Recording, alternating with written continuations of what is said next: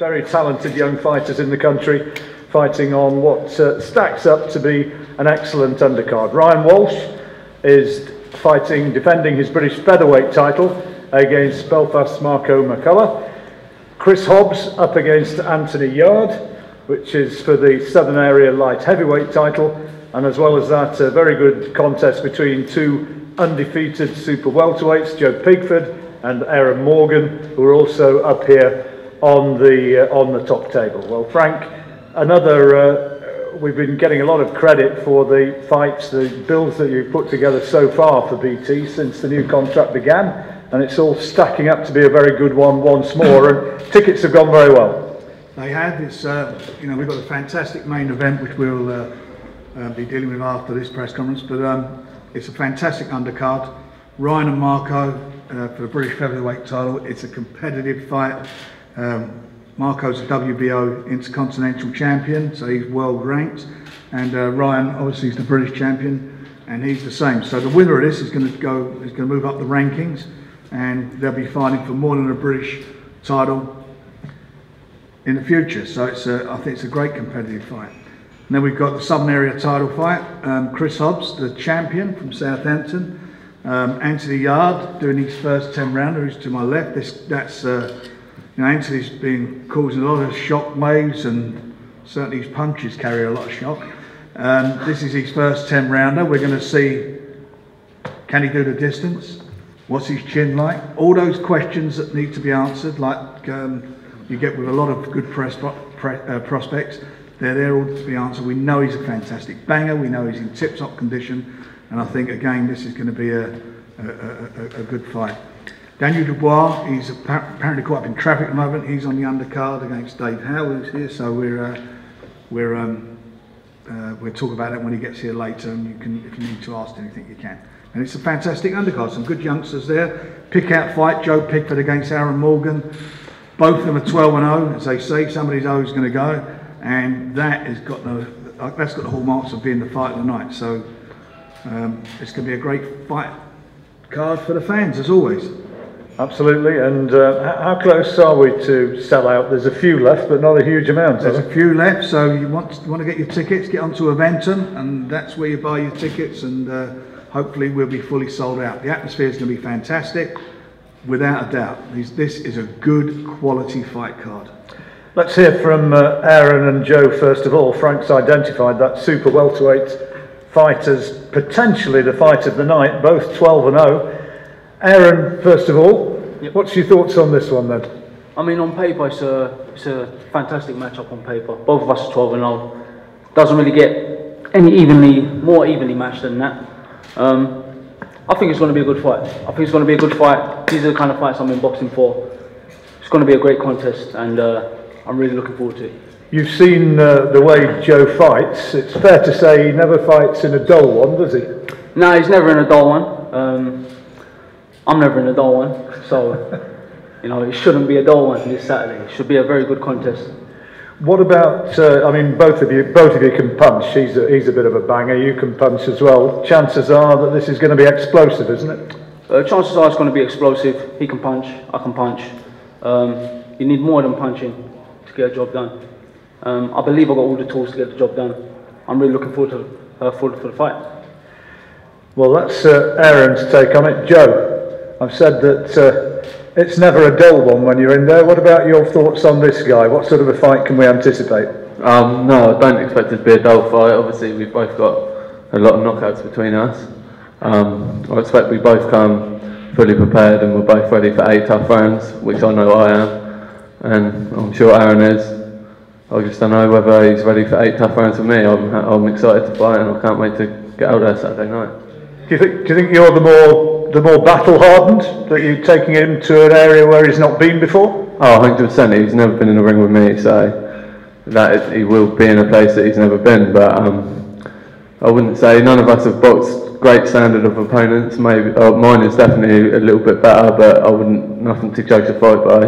But yeah, we'll see Saturday. This is all just talk at the moment, so I can't wait to get in the ring and let the punches go. Are you anticipating the hardest fight of your career? Like you say, on paper it's the hardest fight of my career, but just because on paper we're both better opposition, it doesn't mean that that's the way it's going to be. So we'll see if he comes and starts opening up and trying to land big shots on me, it leaves him open. So it could go quicker. You don't know. Going to be fun, Frank. Well, it is. You know, they've had 24 fights between them, and they got 19 knockouts between them. So I'd say there'll be some fireworks there, that's for sure. I've not seen the running order yet, but I think that wouldn't be a bad show opener for the BT broadcast, which is going to be starting, I think, at 7 o'clock. Is it? Yeah, on 7 on o'clock. Saturday. It's on BT and obviously on BoxNation. So be good. Right. Well, Frank's kind of waxed lyrical, and I guess I have as well, about the punch power of Anthony Yarde, who so far has done absolutely everything that's been asked of him. And the vast majority of his fights have been over in the first couple of rounds. Here against Chris, who's alongside me, Chris Hobbs, who's the Southern Area Champion. First title fight of Anthony's career. Chris, what do you reckon? What do you think of him, what you've seen so far? He's doing everything right so far. He's very powerful, we can see that, but that's all we've seen at the moment. He's quite patient so far. He looks good, but he's not fought anyone at the moment, so he's unproven in my eyes. So we're going to go out there, box our game. I'm not intimidated by his power. You know, I've been with big hitters before. Did it as an amateur. I've boxed at many weights, so I've done it at super heavyweight as an amateur, so I can do it. I'm not worried about his power. So if he's only bringing the power, I mean, it's going to be my fight. What we've not seen of Anthony, and I say this with the utmost of respect, is how well he takes a shot, because nobody really has landed anything big on him yet. No, he's looked good, hasn't he? So he hasn't had a chance to. No one's really hit him, but no one's been throwing back at him. Everyone's gone in there with he's got that aura of people are scared of him, where I'm not scared of him.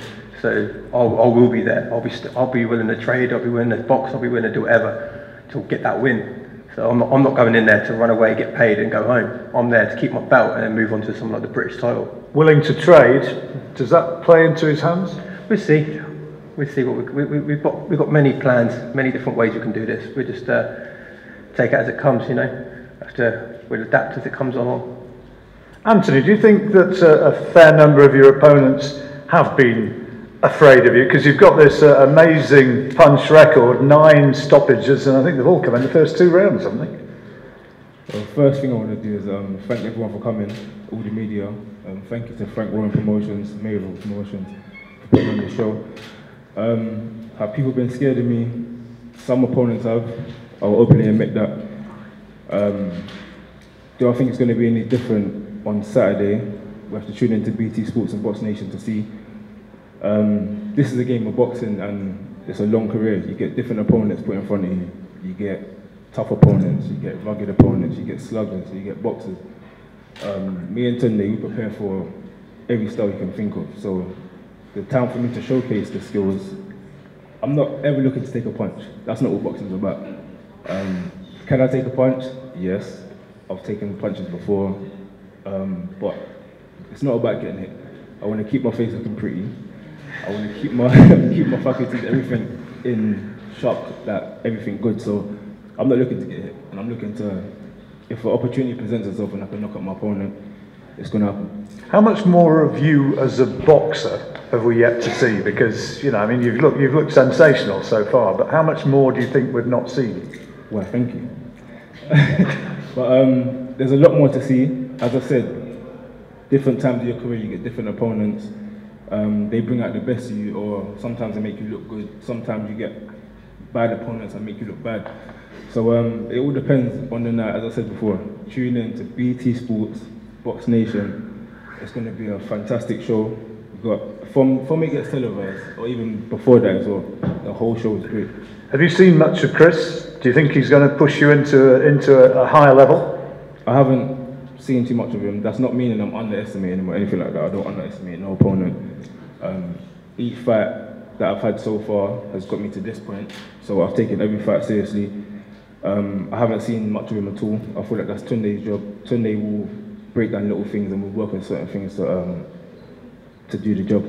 Has it got to the level yet where, you know, you walk down the street and people are starting to realise who you are? Because You know, and people, a lot of us out here have seen exciting fighters who've come through in the past, and you know, we've all remembered the likes of Nigel Benn and such like, who eventually had that amazing crossover appeal. Have you started to sense a bit of that yet? Yeah, it comes, you know, with television, media, and people coming to watch you fight. You gain supporters and fans. So even when I was coming at the train station, 2 young boys came over and asked for a picture. So it's good for building profile. But at this point, I'm not even focused on that. That's for me to enjoy after the fight. Right now, it's business. And what's your thoughts on this fight, Frank, as for one to look forward to? Well, I just say I think Anthony's a bit of a phenomenon.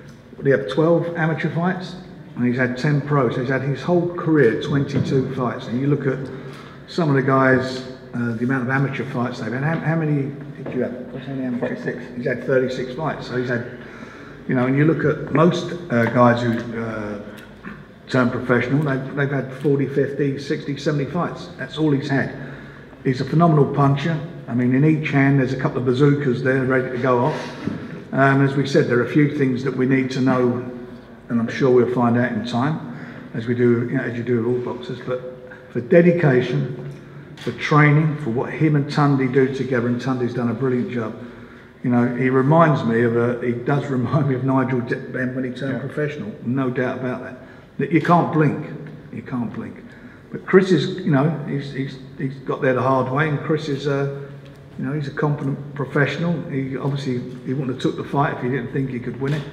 So we will see on the night. But you know, Anthony's my man, and I, you know, I've got every confidence and faith in him. And I think I've got a problem at the moment is how you match him. Yeah. Because he obviously needs to get experience. Because as I said, he's only had 22 fights in all, and it's making the right matches at the right time. But up to now, he's looking like a seasoned pro. Great hand speed, fast hands, devastating puncher, and he's exciting. How do you feel, Anthony, about being sort of mentioned in the same breath by the guy who was alongside Nigel Benn for so long in his career? How does it feel to be mentioned in the same breath as one of our great fighters of the past? Well, it's definitely refreshing.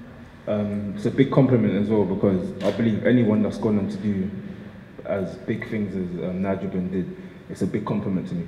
But one thing I'm trying to keep in my mind is that I'm Anthony Yarde, and I'm trying to make my own name. So it's a great comparison, and it's a good thing. It's a good thing that I've been put in that kind of bracket so early in my career with such limited experience. So it's motivating for me. In the meantime, you're going to try and prove that it's just a bit too much hype. Yeah, I'm here to burst some bubbles, you know.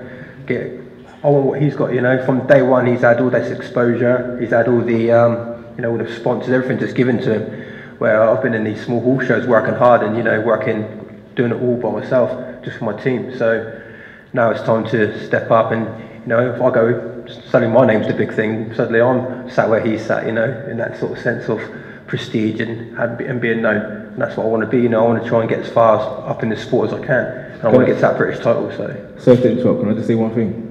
Nothing in life is given. You work for what comes to you. So when people are saying things were given to me, or I'm getting all this, I'm getting that, as Frank Warren said, I work hard.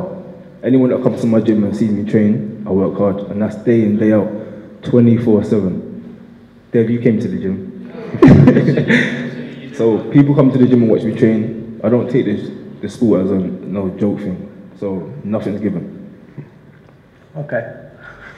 We will see, and that's one of the real fights that we're looking forward to. And the other two guys who are up here on the top table, British featherweight title fight between Ryan Walsh, who's obviously been working with Liam, who's going to be fighting for the IBF world title, up against a very tough guy who we've seen many times from Belfast, Marco McCullough, WBO Intercontinental Champion. And Frank, this is a one where both of them can move on a level, clearly, if they were to win. I mean, last week we saw Josh Warrington in action. I guess quite obviously that the winner of this would be potentially moving on to that sort of level. Well, they would. There's no doubt about it. Maybe even fighting.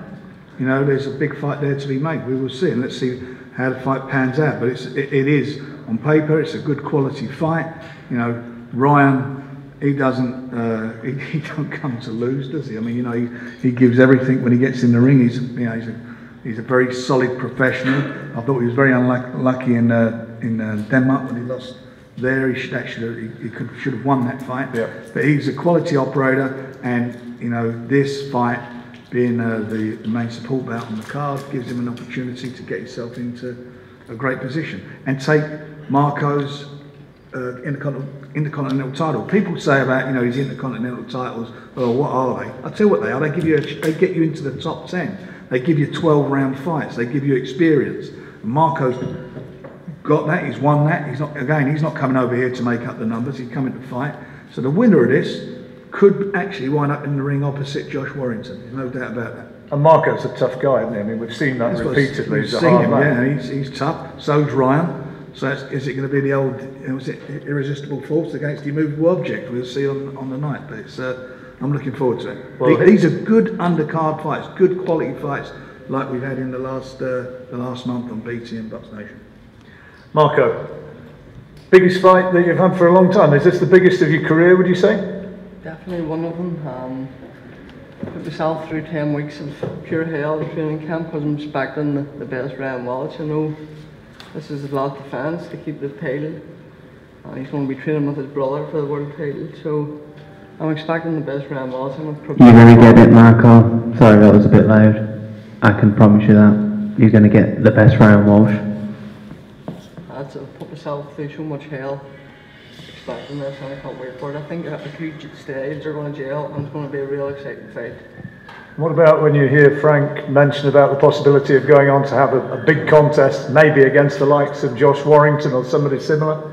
This is all great. This is all why I box and what I'm here for. I want to be in big fights, I guess, but I don't really look past anyone. I've got Ryan on Saturday, and that's what I'm focused on. You've obviously had a lot of chance to watch Ryan. How do you beat him? We'll see you on Saturday night, hopefully. But I'm expecting, and I think it's going to be one of the best fights on the night. I think our stage is going to jail, and it's going to be great. Ryan, you've been working with Liam for this one. You must be ready, to put it mildly. I've been working with Liam all my life. I've never been more ready. He's never been more ready.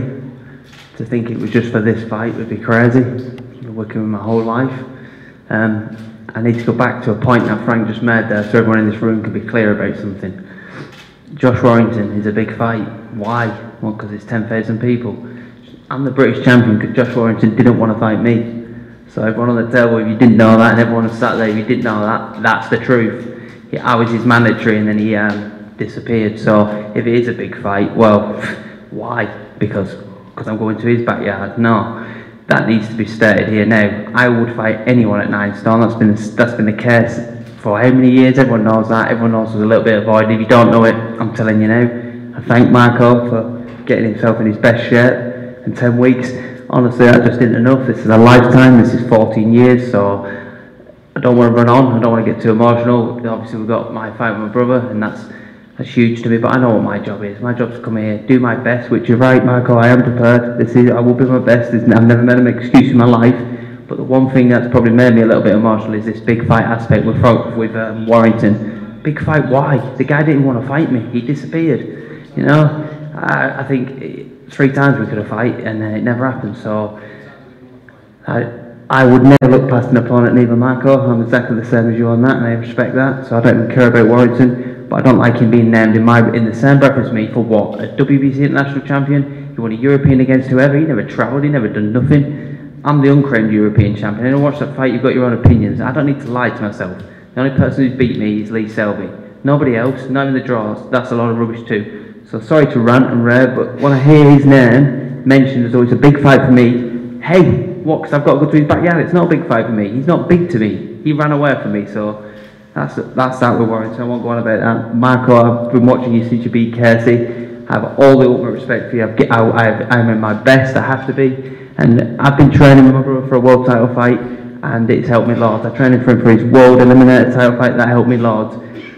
As you can tell, every time I talk about fights, because of the aspect of the Liam's world title fight, it's making me I need this, I want this. I've never wanted to win a fight so much in my whole life. And I've been here before, and I thank Frank for putting me and him on a show before. Nearly a year ago, well, just over a year ago, April 30th, we've done all this before. We've had our dress rehearsal, and I can't wait to perform for the Family Army, perform for BT. That's another thing for me. I've boxed on BoxNation, Sky, Santana, BT. I don't know if there's many fighters who's had an array of different broadcasters to fight on. I've been on BBC, I think, as an amateur. So I'm blessed. I mean, I'm really grateful for where I am in my career. Again, thank you, Frank. I know we had a little gap there in the middle, but since I've been back, I've been very, very happy.